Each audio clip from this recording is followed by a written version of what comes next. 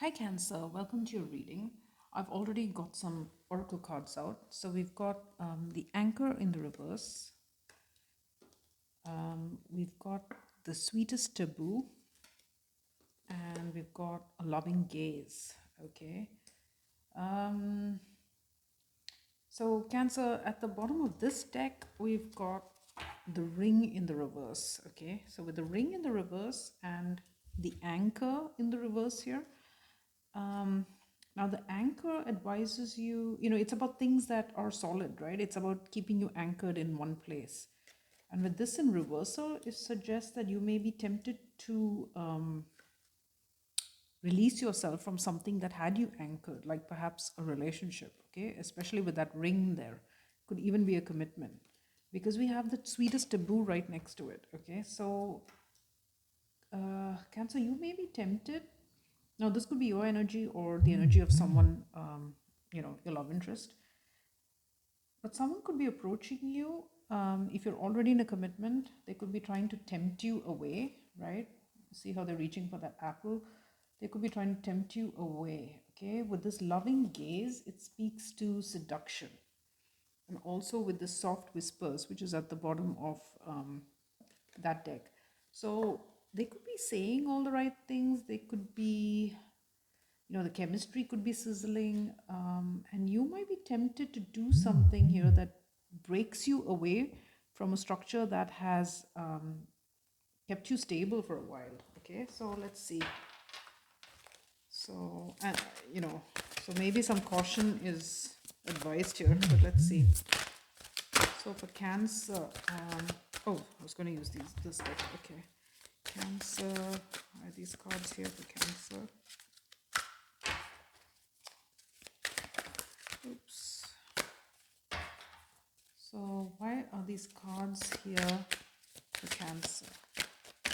Maybe I'll get a couple of cards each, okay, and then we'll clarify those. Okay, so let's see. Why is the Anchor in the reverse there for Cancer? Why is the Anchor in the reverse? Oh, okay, I've got three here. So we've got the ten of love, which is like the 10 of cups, okay. So as I said, something stable. We've got the 3 of swords, and we've got the demiurge, which is a false creation, okay. Okay. Let's have a look at the sweetest taboo. Why is that there? Why is the sweetest taboo there for Cancer? The love feast, the lady of swords, the squire of shields, okay. And let's look at loving gaze. Why is that there for Cancer? Where's loving gaze there?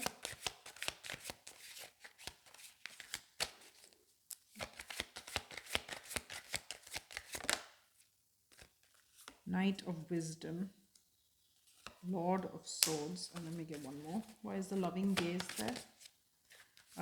The 7 of love. Yeah. Okay, so I mean, as I thought, this is about uprooting yourself from a structure that's been stable for you, okay? Something that's kept you anchored. With a 10 of love, that could definitely be a long-term relationship, right? Especially with that ring there. Could be a committed relationship. With the 3 of swords, I mean, you could be tempted to inflict some pain there, okay? And with the demiurge, which is a devil in this deck, Cancer, but it's not just the devil, it's a false creation, okay? So you could be uprooting something stable here for a false creation, okay? Now the taboo, we've got the love feast, which is the lovers, right? So it's a choice, a lover that's forbidden, okay? Because here with this taboo, they're reaching for the forbidden fruit. So yeah, I think there's a lover here who is taboo, okay? Like it's taboo because you're already in a commitment. With the lady of swords and the squire of shields, or the page of wands. Now the lady of swords is, I think, like the queen of swords. I need to just look that up. It's a new deck. There's a Lady of Swords there.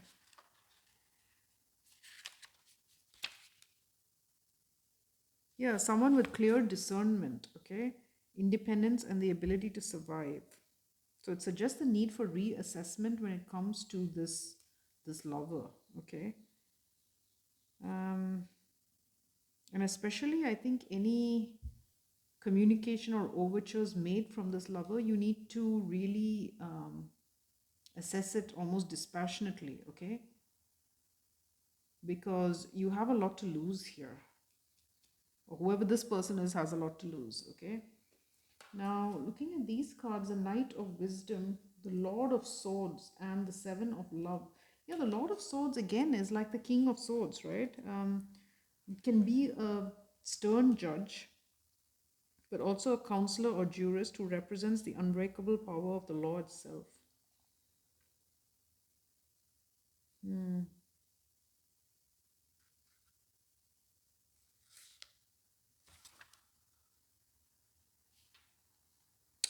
So, so I think it's also asking you to use your own inner intelligence and your own judgment here, okay?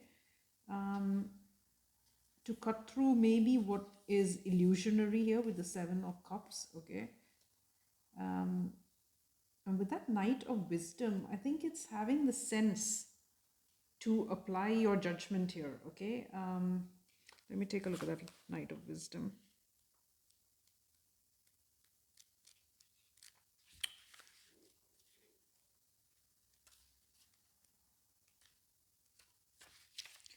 Yeah, the Knight of Wisdom is there to help, to guide the steps, and to offer advice.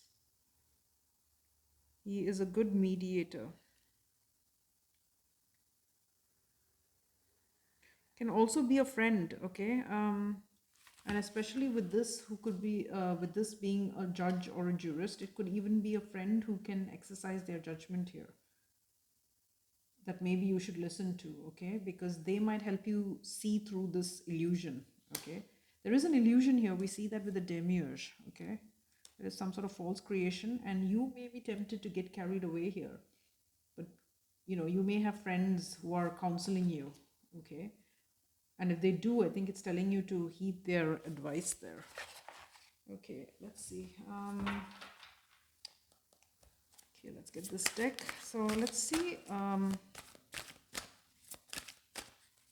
So the Ten of Love, the Three of Swords, and the Demiurge. Why are they there? There's the Ten of Love, the Three of Swords, and the Demiurge there. King of Swords. Okay. Why is the Ten of Love, the Three of Swords, and the Demiurge? Ooh, okay. Eight of Wands, Ace of Coins.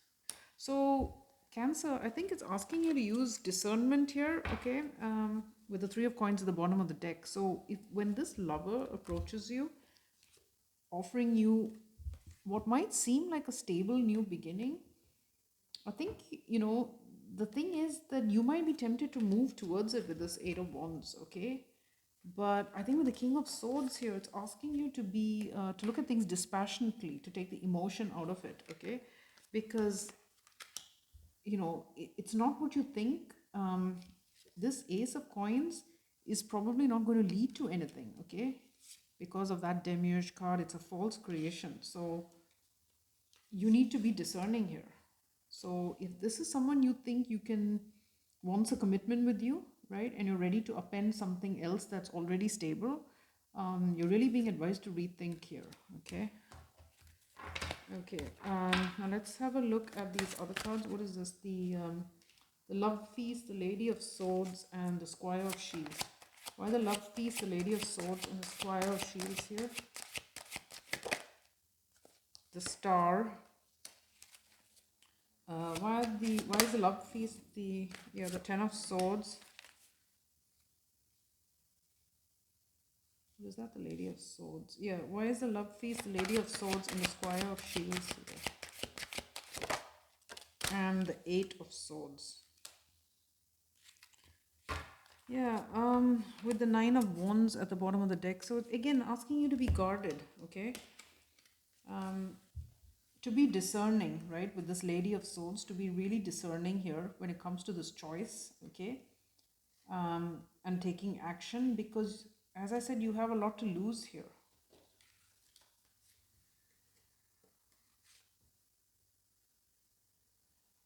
So I think this is a choice for you, right? You're trapped in your head because in order to have this wish, who could be this lover, you also need to have a painful ending in something that was stable for you, okay?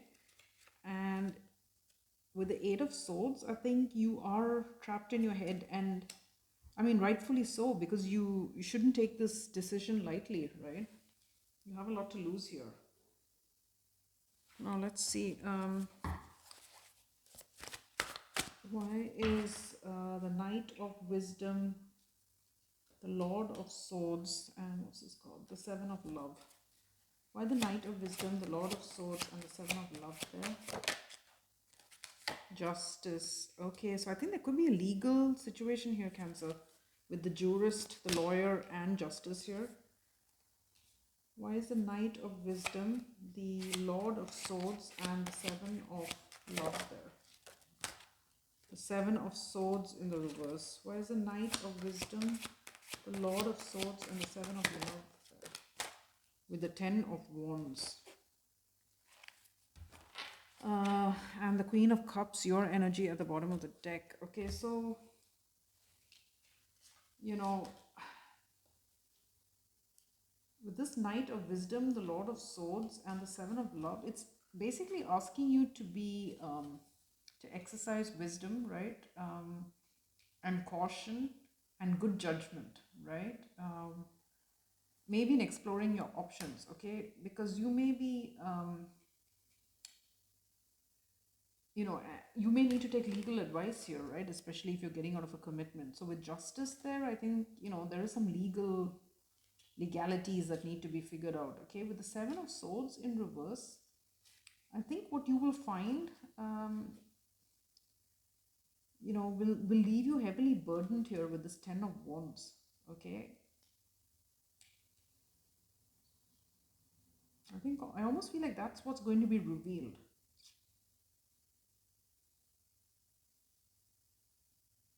Okay, let's just clarify a little more. Let's start with those cards actually. Okay, so let's look at justice. Why is justice there? Oh, justice again. So I think it is legal. Why is the Seven of Swords in the reverse? Yeah, the Ten of Pentacles. See, extracting yourself from this situation is going to leave you feeling very burdened, okay? Why is the Ten of Wands there? The Queen of Pentacles. Yeah, so, yeah, Cancer, I think trying to bring about a legal ending here, okay? I think when you take advice, you'll find out that it's going to be extremely burdensome, okay? And you may also be burdened by feelings of loyalty, right? To your commitment, okay?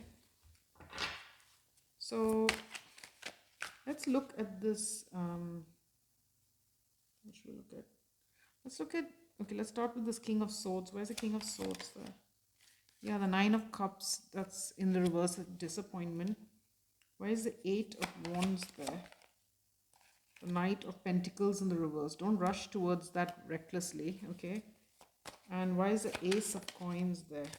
The Hermit in the reverse. So it's about having a realization, okay? Now with the Hermit in reverse, the realization could also be that it's taking you off your path, right? You're going towards something that isn't real, okay? Why is the Star there? The Page of Cups. Why is the Ten of Swords there? The Ten of Wands reversed with the Seven of Pentacles. So yeah, I think you are thinking about the fact that you would have to, as I said, bring an end to your commitment here, okay? Why is the Eight of Swords there?